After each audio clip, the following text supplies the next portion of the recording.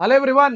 I hope that you're all doing well. This is me Sayyid Shujatullah. Welcome to Iqra IAS current affairs channel को subscribe करिए और hit the bell icon so that जब भी मैं video upload करूंगा आपको notification मिल जाएगा।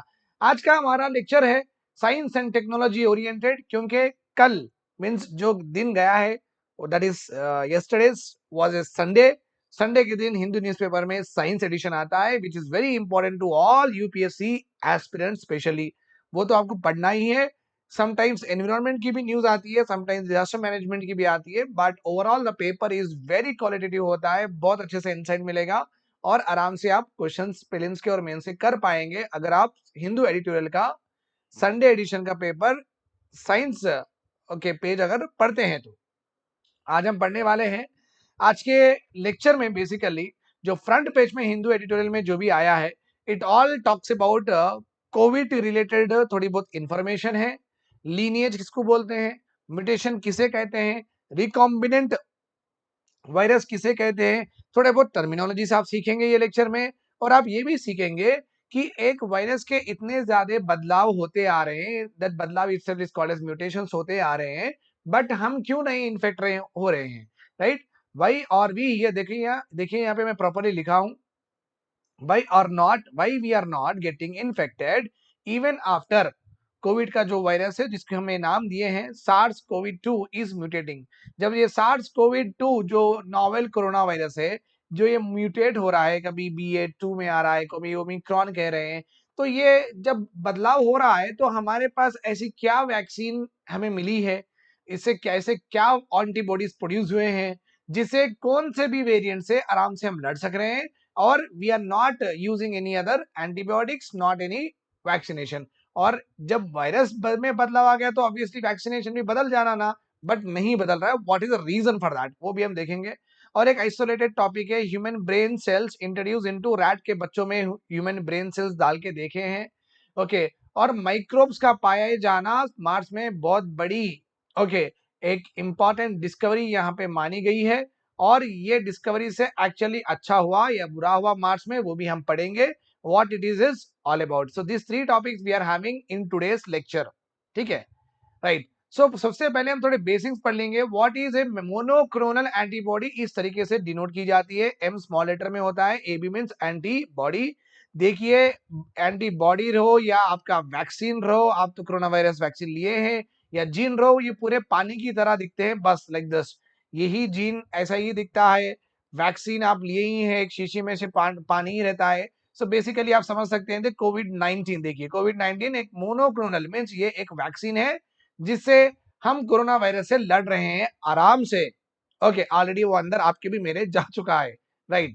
तो ये है क्या, मोनो का मतलब है सेम टू सेम, क्लोन का मतलब है कि हम प्रोड्यूस करने का एक तरीका जिससे हम same to same antibodies produce कर सकेंगे। So monoclonal antibodies are those antibodies which are same to same, क्योंकि अगर कोरोना वायरस से लड़ना है, अगर एक एंटीबॉडी हम आइडेंटिफाई कर लिए कि चलो भाई ये एंटीबॉडी से कोरोना वायरस लड़ सकता है, इसका मतलब हर एक को देना चाहिए नहीं चाहिए ये एंटीबॉडी? यस, देना चाहिए, क्योंकि जरूरी नहीं है ना हर हर बॉडी के अंदर ये एंटीबॉडी रहो। और ये एंटीबॉडी ऐसा भी हो सकता है कि ये डेड स्टेट में रहो, ये एक्टिवेट ना हो, मेनी रीजंस ऐसा हो सकते हैं, इसलिए इतने लोग बड़े मर भी गए थे ड्यूरिंग कोरोना वायरस।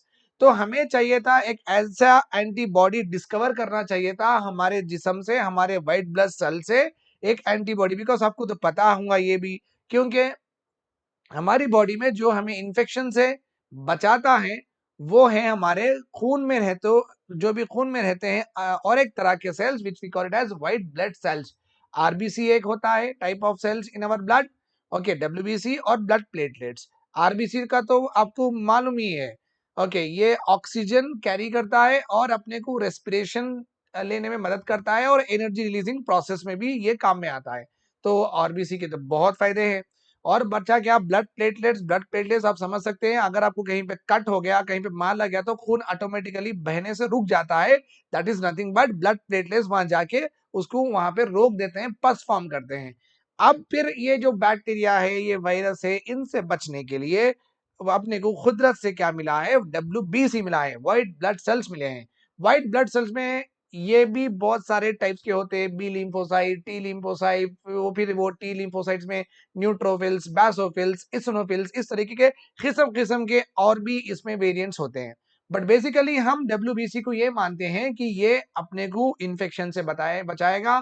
वो पैरासाइटिक इन्फेक्शन रहो या बैक्टीरियल इन्फेक्शन रहो या वायरल इन्फेक्शन रहो, कौन सा भी इन्फेक्शन रहो, हमारे बॉडी में काम करने के लिए first of all defence mechanism में आ जाते हैं WBC, व्हाइट ब्लड सेल्स। सो व्हाइट ब्लड सेल्स में ही एक ऐसा सेल होता है, उसको हम निकालेंगे, that is called as antibody, और इसको आइडेंटिफाई करेंगे, चलो भाई ये लड़ सकेगा कोरोना वायरस से। जब ये मालूम हो गया कि ये लड़ सकेगा कोरोना वायरस से, इसे यही एंटीबॉडी को हम लेके एक्सट्रैक्ट करते हैं, ह्यूमन WBC से एक्सट्रैक्ट करते हैं, एक्सट्रैक्ट करके लैब में लेके जाते हैं, वहां पे इसका मास प्रोडक्शन करते हैं, फिर वो ये शीशी में डालते हैं, फिर पूरे वर्ल्ड ओवर में स्प्रेड करके डिस्ट्रीब्यूट करके वो पूरे लोगों को मिल जाता है। उस तरीके से हम कोरोना वायरस कंट्रोल कर चुके हैं, right. So monoclonal antibody is an antibody produce from a cell, हमारे WBC से निकला सो ही, डब्ल्यू व्हाइट ब्लड सेल से निकला सो ही एंटीबॉडी है, made by a cloning a unique blood cells. All subsequent antibodies, इसके बाद में जो भी सब्सिक्वेंट एंटीबॉडीज हम डिराइव करेंगे, वो एक पेरेंट सेल से ही डिराइव करेंगे, कि एक एक ले लेंगे, उसके बाद में बहुत आ जाएंगे, फिर यहाँ से और बहुत आ जाएंगे, ओके, ऐसे बहुत चेन बढ़ते जाएगी, बट एट द एंड ये पूरे जो पेरेंट सेल है ना, यहाँ इसके सिमिलर ही रहेंगे, mono, same to same, right. एक जमाने में जो ये मोनोक्लोनल एंटीबॉडीज प्रोड्यूस करने का तरीका था, ओके, हाइब्रिडोमा टेक्नोलॉजी से इस तरीके के एंटीबॉडीज प्रोड्यूस किए जाते थे इन द ईयर 1970 ना 75। 1975 माय डियर स्टूडेंट्स बहुत इंपॉर्टेंट ईयर भी है विद रिगार्ड टू व्हाट, यहाँ पे आपको पता ही है इंदिरा गांधी जी के पीरियड में नेशनल इमरजेंसी भी हुई थी, और 1975 में सबसे important integrated child development scheme ये भी आई थी, और उससे भी सबसे ज्यादा इंपॉर्टेंट है 1975 में,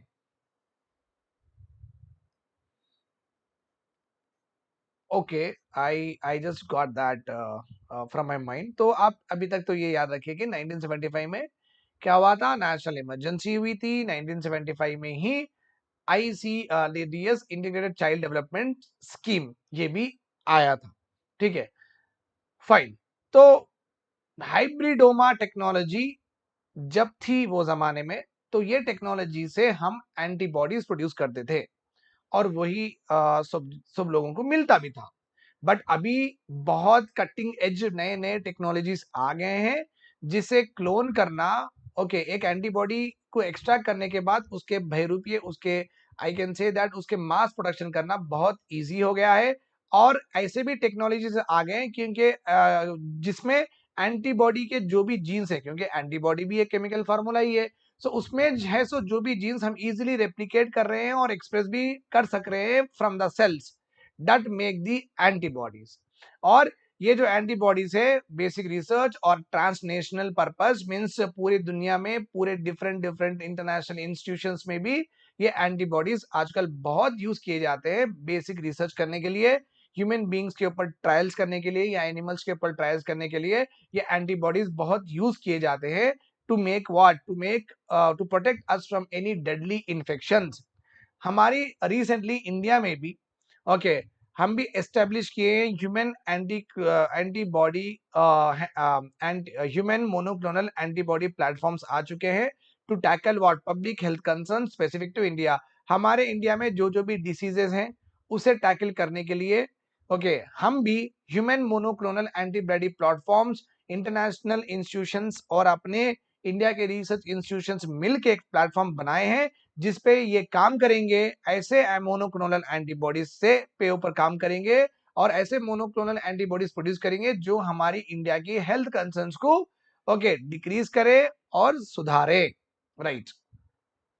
नाउ तो ये हो गया मोनोक्लोनल एंटीबॉडी के बारे में, आपको मैं थोड़ा बहुत बेसिक सिखा दिया।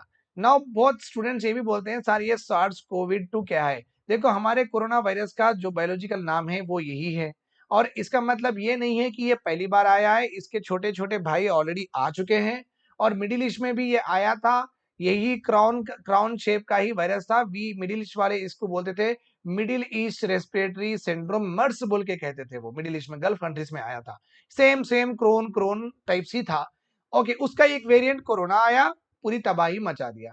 बहुत सारे वायरसेस है, ओके, जो कि अपने आप में बदलते रहते हैं, they are continuously evolve, just like SARS COVID, जो हमारा कोविड है, हमारा कोरोना वायरस है, जो ओमिक्रॉन है, ये एक ही पेरेंट के पूरे बच्चे हैं, इसका मतलब, ठीक है। तो ये कंटिन्यूअसली जरा ऐसे वायरस है जो कि कंटिन्यूअसली इवॉल्व होते ही रहते हैं, उनका जेनेटिक कोड बदलते ही रहता है, ओके। या तो वो खुद से ही म्यूटेट कर लेते हैं, या किसी और वायरस से मिलके एक नया जीन बना लेते हैं। जब नया जीन बना लेते हैं तो ऑब्वियसली फीचर्स भी नहीं होंगे, कैरेक्टरिस्टिक्स भी नहीं होंगे, राइट। तो आप समझिए कि थोड़े ऐसे वायरसेस है जो खुद से भी म्यूटेट हो जाते हैं और अपना जेनेटिक कोड बदल देते हैं। जब वो अपना जेनेटिक कोड बदल देते हैं तो वो ऑब्वियसली तो हमें अटैक करेंगे, तो हमारा जो भी कोरोना वायरस का वैक्सीन है वो काम नहीं करेगा, क्योंकि वो कोरोना वायरस वैक्सीन किसी और एंटी व्हाट इन्फेक्शन के किसी और जेनेटिक कोड को आइडेंटिफाई करके ट्रीट करता था। अब तो जेनेटिक कोड ही बदल गया, तो ट्रीट करना तो मुमकिन नहीं है। Okay, so that is what it is. Okay, तो ये हमारा कोरोना वायरस भी ये एक किस्म का ऐसा ever evolving, okay, strain of virus में से कैटेगरी में आता है। लीनिएज किसको बोलते हैं? जब वायरस के जो भी वेरिएंट्स है, BA.2, BA.1, ओमिक्रॉन, ये जो भी कोरोना वायरस के जो भी वेरिएंट्स है, अगर उन पूरों का एक कॉमन एंसेस्टर है, मतलब क्या, ये हो गया अपना कोरोना वायरस का क्रोन। समझो यहाँ पे दो ऐसे बॉल्स हैं, ओके। अब यहाँ पे आ जाएंगे, तीन आ जाएंगे, या यहाँ पे दो डंडे ऐसे आ जाएंगे, ओके। बट बेसिकली ये एक कॉमन एंसेस्टर से ही ओरिजिन होते हैं, then we call it as lineage. अब वेरिएंट किसको कहते हैं? ओके, एक वायरस दूसरे वायरस से जब अलग होता है on their genetic code, then we call it as what, okay, we call it as variant बोल के कहते हैं। अब वेरिएंट का मतलब ये नहीं है कि ऑटोमेटिकली एक नया वायरस है। अभी कोरोना वायरस में ही थोड़ा बहुत वेरी हो गया genetic code, that is called one और मोर म्यूटेशंस होने के वजह से वायरस थोड़ा बहुत बदल गया, then we call it as variant. Lineage का मतलब है वेरिएंट्स कितने भी हो सकते हैं but belong to only what, one lineage. अभी बचा है थर्ड वन, ऐसे वायरस भी होते हैं जो दूसरे वायरस के साथ मिलकर एक नया ही जेनेटिक कोड बना लेते हैं, we call that viruses as recombinant viruses, इस तरीके से कहते हैं, ठीक है, राइट। अभी क्या हुआ, as expected multiple variants of corona virus, SARS CoV 2 को कोरोना वायरस ही भी बोलते हैं हम, okay. As expected multi variants of corona virus has been documented in United States and globally also. देखो, अल्फा आ गया, बीटा आ गया, गामा आ गया, डेल्टा आ गया, एप्सिलॉन आ गया, ईटा आ गया, लोटा आ गया, कप्पा आ गया, एमू, जीटा, ये क्या है? ये पूरे कोरोना वायरस के वेरिएंट्स है, मींस इनका एक लीनिएज, एक इनका पेरेंट है, ये पूरे उसके बच्चे हैं। Remember this point, okay, fine. तो इतने वेरिएंट्स आ चुके हैं। अभी क्या हुआ, जब वेरिएंट जब आ रहे हैं तो हम क्यों बच रहे हैं? I mean like corona virus vaccine तो कोई एक पहले जो वेरिएंट आया था उसके लिए बनी थी, उसके बाद में तो ये वायरस म्यूटेट होते गया, फिर भी अपनी ये जो वायरस की जो वैक्सीन है काम कर रही है। ये क्यों इस तरीके से काम कर सक रही है? What is the possibility? Indian council of medical research और department of biotechnology, international centre for genetic engineering and biotechnology, okay, Emory vaccine centre, okay, इन ये पूरे इंस्टीट्यूशंस इकट्ठा होके they are spearheading, means they are doing a project on the discovery of human monoclonal towards SARS CoV 2। Means आगे जाके SARS के और variants आएंगे और ऐसा भी वेरिएंट आ जाएगा जो अभी तक का डेडलीस्ट हो सकता है। तो बेटर है कि पहले से ही इसके ऊपर काम कर लें। अगर पहले से ही इसके ऊपर काम कर लेते हैं तो ऑब्वियसली जब इस तरीके के वेरिएंट्स आते हैं तो automatically we can make the vaccine and give to everyone, हम दे सकते हैं, ठीक है। तो अभी ये पूरे मिलके किस पे काम कर रहे हैं? Large number of human monoclonal antibodies पे काम कर रहे हैं। ऐसे ऐसे एंटीबॉडीज ढूंढ रहे हैं जो कि सार्स के कोविड 2 के जो कोरोना वायरस के नए नए अगर वेरिएंट्स फ्यूचर में आएंगे तो हमारे पास एंटीबॉडीज रेडीमेड रहेंगे, okay. Our search eventually narrowed down to one antibody. अभी तक हम एक ही एंटीबॉडी इस तरीके का प्रोड्यूस किए हैं, दैट इज क्लोन 002, जो कि कोविड पैंडेमिक से लड़ा है, लड़के कोविड को पूरी दुनिया में न्यूट्रलाइज कर चुका है, ओके, और ओमिक्रॉन को भी कर चुका है। अब ये क्या है, क्यों ऐसे वेरिएंट्स को भी आराम से ये अपना जो वैक्सीन है आराम से ये वेरिएंट से भी हमें बचा रहा है? ऐसा क्या है? देखिए, जो ये कोरोना वायरस है, आप देखते हैं क्राउन लाइक स्ट्रक्चर है, ये हमारा स्किन सेल है। ये मेरे हाथ के ऊपर का जो है ना स्किन, इसको बोलते हैं हम सेल मेम्ब्रेन। थोड़ा नीचे गए तो obviously I am just saying, जो अगर आप इसका सेल मेम्ब्रेन समझेंगे, कोरोना वायरस ऐसा आएगा, ऐसा आके देखिए यहाँ पे आराम से एंटी स्पाइक प्रोटीन एंटीबॉडी है ये तो। ओके, ये तो आप बाद में देखिए, तो ये आराम से ये पियर्सिंग, ये AC2 ACE2 ये एक ऐसा लोकेशन है हमारे सेल में जो कि कोरोना वायरस इसमें से घुस सकता है। यहाँ से नहीं घुसेगा, यहाँ से घुस नहीं सकता, यहाँ से घुस नहीं सकता, यहाँ से घुस नहीं सकता, तो ये अपने आप में एक एंट्री पॉइंट ले लेता है, वो एंट्री पॉइंट से अंदर आ जाता है। जब ये एंट्री पॉइंट लेता है ना, अपने आप को खोलता है फिर बंद कर लेता है, अपने आप को खोलता है बंद कर लेता है, ये इसका जनरल मैकेनिज्म है। मींस ये पूरे के पूरे लीनिएज में जितने भी कोरोना वायरस के वेरिएंट्स है ना, इनके पास एक खुल मूच करने का एक सिस्टम होता है। वो खुल मूच के सिस्टम से क्या करते हैं, वो अंदर चले जाते हैं और ये अपना पॉइंट है जहां पे वल्नरेबल है, वहां पे उनको एंट्री मिल जाती है।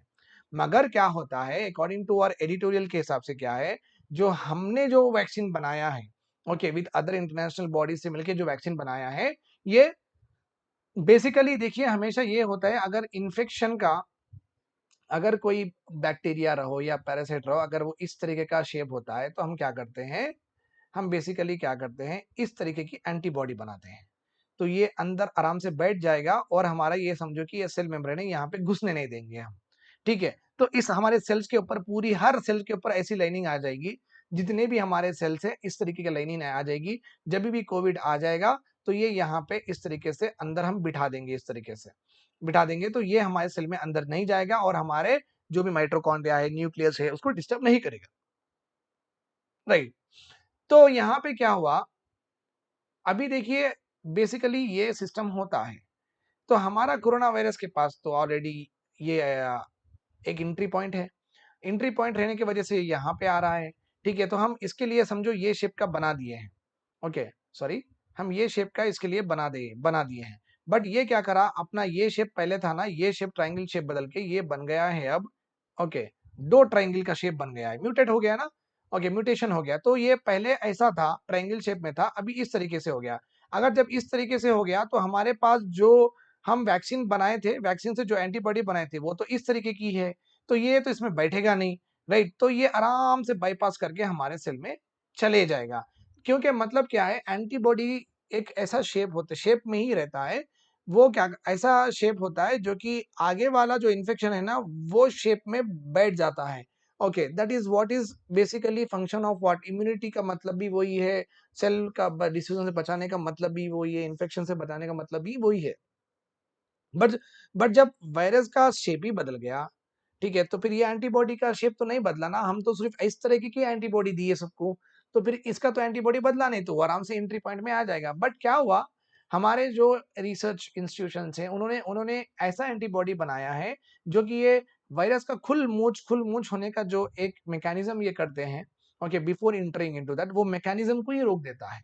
मींस बोलने का मतलब क्या है, कितने भी कोरोना वायरस के वेरिएंट्स रहो, ये खुल-मूच करना तो उनकी एक कॉमन प्रॉपर्टी है। शेप तो बदल रहे हैं बट खुल-मूच कर रहे हैं। जब वो नज़दीक आते हैं ऐसा खुलते हैं, फिर अंदर जाके ऐसा बंद हो जाते हैं। तो ये खुल-मूच होना बहुत ज़रूरी है टू एंट्री लेने के लिए। तो हमारा जो वैक्सीन है, ये खुल-मूच को ही वो बंद कर देता है। इसका इससे क्या हो रहा है, हमारे वैक्सीन में कितने भी वेरिएंट्स आओ, वो काम नहीं कर रहे हैं। क्यों नहीं कर रहे हैं? मीन्स जो actual mechanism of open and close his shut is there, that is actually we are not allowing it. उससे वायरस की एफिशिएंसी बहुत कम हो जा रही है और अपने को सिर्फ बुखार आके चले जा रहा है। That is what the achievement we have done. So we are able to, कितने भी म्यूटेशंस रहो, we are able to conserve, means पूरे म्यूटेट को हम कम कर दे सक रहे हैं। Okay, even the most variants and also Omicron के जितने भी लीनिएज आए हैं, हम पूरों को कम कर रहे हैं, कम कर दिए और बचा लिए। Okay, right, this is all about monoclonal antibodies और whatever is there in the editorial. What is best about the Indian research institution, इससे क्या मालूम होगा। ओके, सो जब कोरोना वायरस आया था, तो पूरी दुनिया में रिसर्च इंस्टीट्यूशंस कौन पहले मोनोक्लोनल एंटीबॉडी बनाते हैं वायरस के लिए, ये ढूंढने में लग गए थे। All started mining the best. Her research institution human के सेल्स लेते थे और वहां पे मैं पहले करूंगा, मैं माइन कर रहे थे, माइन मींस ढूंढ रहे थे, कहाँ है वो एंटीबॉडी जो कोरोना वायरस से बचाएगा, कहाँ है वो एंटीबॉडी जो कोरोना वायरस से बचाएगा, कहाँ है वैसा shape. Like that every research institute is mining in human body की मिल जाए मिल जाए। So one of the parameters that govern what an antibody is like is, antibody is nothing but genetic makeup है। human body is capable of making almost infinite combinations of antibodies। इसलिए हम हम दुनिया के जो भी प्रॉब्लम्स है, diseases है, वो हम इंसान में ही ढूंढते हैं, क्योंकि इंसान का एक ऐसा जेनेटिक मेकअप है जो कि करोड़ों million infinite number of combinations बना सकता है. Our clone has a unique and rare genetic makeup. So perhaps while everyone has taken the same approach of mining for antibodies that bind the receptor binding site means जो host है, host means अपन receive कर रहे corona virus को, इसलिए हम receptor हुए. Receptor binding जो site है, ओके, सब वहां पे रिसेप्टर बाइंडिंग साइट, वो ACE2 हम देखे ना, यहाँ पे ACE2, यहाँ पे ही लोग काम करे हैं, पूरी दुनिया में रिसर्च इंस्टीट्यूशन यहाँ पे ही काम करे हैं. ओके, मीन्स वो ढूंढ लिए हैं. But what we have done, we have mined a monoclonal antibody that is rare, broadly and potently neutralizing. But हम एक ऐसा एंटीबॉडी तैयार करे हैं जो कि वो पर्टिकुलर रिसेप्टर साइट के ऊपर नहीं है, वो वायरस के ऊपर उनका खुल मुच करना ही बंद कर दे रहा है. Not actually preventing the site के ऊपर, साइट को नहीं बचा रहा है, वायरस को ही वहां पे ट्रबल कर रहा है. So this is the best thing that we have done. इससे क्या होगा, India the first and foremost is that, अगर ये डिस्कवरी हमारी जो भी करें, allows India to move forward towards its indigenous antibody based therapeutics. Antibody से लोगों को बचाना, थेरेपी देना, ये इरा में हम आगे चले जाएंगे अगर ये थ्योरी सक्सेसफुल हो गई तो. Information about the conserve region of virus that induce broad and potent neutralising can be utilised towards universal vaccine design के लिए ये अप्रोच बेहतर होगा. द स्टडी, इससे ये भी मालूम होता है कि इंडिया की capacity towards cutting edge development technologies, हम इतने ऊपर तक पहुंच गए हैं कि हम कटिंग एज टेक्नोलॉजीज भी हम प्रोड्यूस कर सकते हैं in the developed world. It allows for us to pivot these capacities and expertise towards any need of the our indigenous solutions हम बना सकते हैं, which are more sustainable and affordable to the Indian population में हम दे सकते हैं. बाहर की वैक्सीन है तो बहुत पैसा लगेगा खरीदने के लिए, that's why हम खुद से ही बना के एफोर्डेबल पैसों में हम इंडियन पॉपुलेशन को दे सकते हैं. ओके, तो उतनी एक्सपर्टीज हमारे पास आ गई. अभी क्या हुआ, ये है रैट का पप, रैट का छोटा बच्चा है. इसमें रिसेंटली क्या हुआ, ह्यूमन ब्रेन सेल्स को इंजेक्ट किया गया है. ह्यूमन ब्रेन सेल्स को इंजेक्ट करने के बाद में वो इजिली, या रैट के जो ब्रेन सेल्स है ह्यूमन ब्रेन सेल्स में इंटीग्रेट हो गए हैं. अभी ये बन गया है आधा रैट आधा ह्यूमन बन गया है. ओके, ये obviously the approach could lead to test therapies for human brain disorders. Human brain के जो भी डिसऑर्डर्स है उसको ट्रीट करने के लिए ह्यूमन ब्रेन होना चाहिए, राइट. रैट का ब्रेन तो नहीं चलेगा, तो हम तो रैट का ब्रेन, ह्यूमन ब्रेन यहाँ पे डाल दिए. अब हम ऐसे ऐसे केमिकल्स बनाएंगे, वो केमिकल्स इसको देते रहेंगे, यहाँ पे डिसऑर्डर क्रिएट करेंगे और ये एनिमल के ऊपर टेस्ट करेंगे कि ये बचा या नहीं बचा. सो ऑब्वियसली पेटा वाले तो आपके पीछे पड़ जाएंगे क्योंकि एनिमल क्रुएल्टी इज बैंड. तो ये तो एक एथिकल अनएथिकल हो ही जाएगा obviously. Creating rodent human hybrid harm the animals also. अगर ये लोग एस्केप हो जाएंगे एनवायरमेंट में, ये दूसरे एनिमल्स को बहुत हार्म कर सकते हैं, बिकॉज ये शातिर हो जाएंगे, ये ह्यूमन बीइंग के जैसे बड़े बड़े ओके जबरदस्त एनालिसिस और इंटेलिजेंस लेके दुनिया में जाएंगे. Microbes in marks makes conditions unfavourable.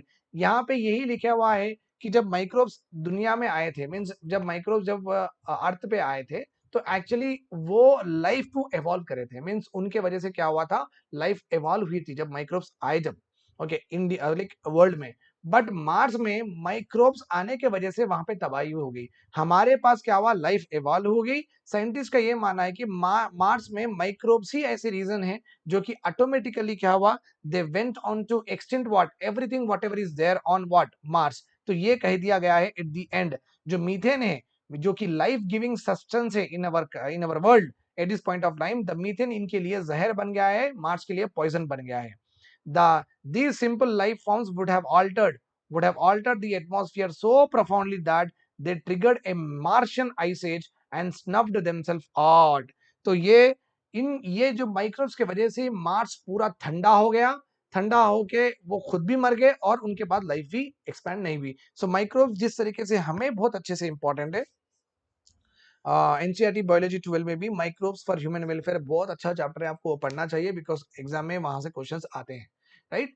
तो जो हमें माइक्रोब्स हेल्प करे हैं लाइफ को एवॉल्व करने के लिए, वो मार्स में उल्टा काम करे हैं, वहां पे लाइफ को ही तबाह हो गई. That is what it is said in the article, right. Thanks a lot for hearing to me. Have a nice day. Bye bye, take care. I will see you tomorrow with more beautiful what editorials. Stay tuned and keep watching and sharing with your friends. Bye bye, take care.